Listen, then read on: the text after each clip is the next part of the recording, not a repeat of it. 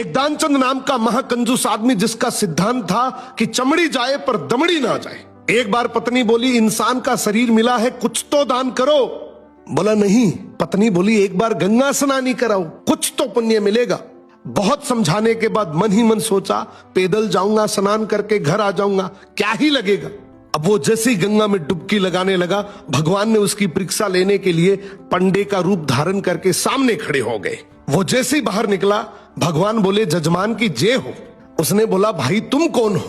बोले, हम पंडा हैं, बड़े संतोषी ब्राह्मण हैं, वैसे तो कभी कभी आते हैं, तुम्हारे जैसा भी कभी कभी आता है, साल साल भर का खाना दे जाता है। दानचंद बोला, साल भर का? मैं तो नहीं दे सकता। बोले, महीने का ही दे दो। उसने बोला, मैं तो एक दिन का भी नहीं दे सकता। भगवान बोले, कुछ तो देना पड़ेगा। उसने बोला, चलो एक धेला दे दूंगा। भगवान बोले, चल तू धेला ही दे। बोला, वो भी अभी नहीं, उधार ले लो। भगवान बोले, ठीक है। अब कुछ दिन बाद भगवान वही पंडे का रूप लेके उसके दरवाजे पे आ गए। पत्नी ने पूछा, तुम कौन हो? बोले, मेरा उधार लेने आया हूं। पत्नी अंदर जाके बोली, बाहर एक पंडा आया है, कुछ उधार है? बोला, हाँ, लेकिन तू बोल दे तबीयत खराब है। पत्नी ने वैसा ही किया।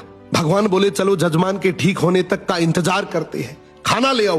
पत्नी फिर अंदर जाती है और बोलती, वो पंडा तो यही चौकड़ी मार के बैठ गया। वो बोला, बोल दे मर गए।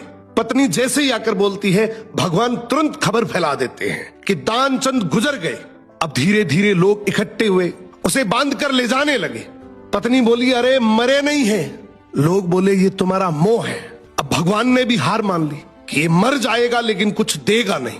भगवान ने अर्थी रुकवाई और बोले, जजमान के कान में कुछ कहना चाहता हूं। भगवान बोले, अरे दानचंद आंखें खोल, मैं भगवान हूं।